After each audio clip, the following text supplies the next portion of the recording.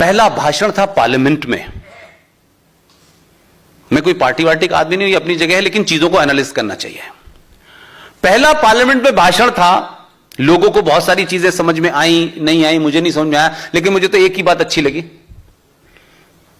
उन्होंने जब यह कहा कि भारत 700 साल की गुलामी की वजह से अपनी पहचान भूल गया है, तो इस देश में 30-35 करोड़ लोगों को इतनी जोर से गुस्सा आया कि दीवारों में सर मारने लगे वो अपना। ये कैसे हो सकता है? हम तो 250 साल अंग्रेजों के गुलाम थे, मुगल तो हमारे भाई थे, हमारे चचा जान थे, हमारे मामा थे, उनकी गुलामी थोड़ी नहीं थी कोई। ये तो उनको भी कह रहा है कि वो भी आए थे यहां पे। तो बड़ी प्रॉब्लम हुई लोगों को। बेचारों का दर्द खत्म होता कि पहली मन की बात आ गई। आप मेरी बात को गौर कीजिएगा, कुछ लोग जो हैं किसी बीमारी का इलाज करते हैं, लेकिन इस शख्स ने हिंदुस्तान की गुलामी का इलाज करा है। ये जो मानसिकता है आपकी डरने की, हम नहीं मारेंगे, हम पहले ये नहीं कहेंगे, वो हमें मार ही देगा तो फिर हम किस काबिल बचेंगे मारने के भाई।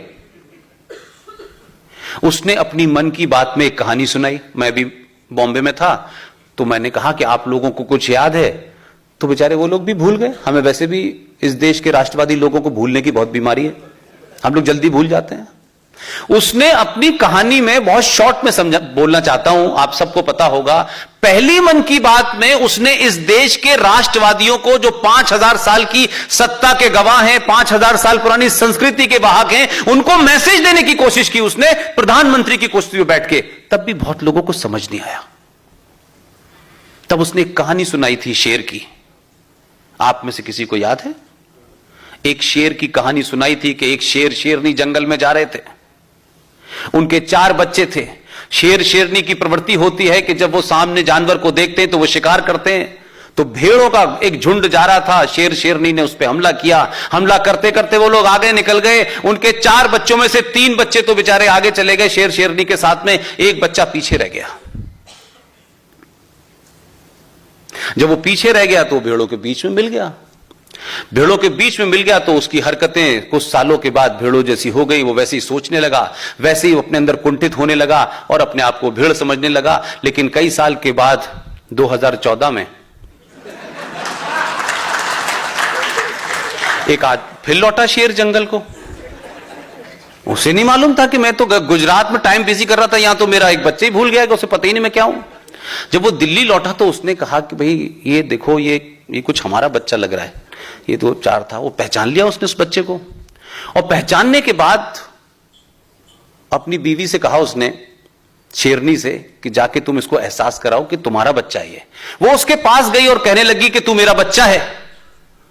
बोला मैं सेकुलर हूं, मैं तुम्हारा बच्चा नहीं, मैं सेकुलर हूं। उसने कहा नहीं बेटा, तू सेकुलर नहीं है, तू शेर है। वो नहीं माना। आखिर में जंगल में आप जानते हैं कि एक तालाब के पास, कुएं के पास वो गई और उसने अपना चेहरा और उससे कहा कि तू अपना चेहरा देख।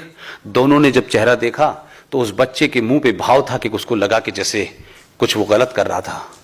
और जैसे ही शेरनी ने दहाड़ मारी, उस बच्चे को सडनली उसका जो नेचुरल इंस्टिंक्ट था वो बाहर आया और उसने जोर की दहाड़ मारी और बोला यस मैं तेरा बच्चा हूं, मैं सेकुलर नहीं हूं। आज से 2014 में आपको एहसास कराया कि 700 साल की गुलामी के बाद पहली बार आपको कि आप शेर हैं। आपको अपने शेर होने का एहसास कराया। यह मेरे लिए महत्वपूर्ण बात है।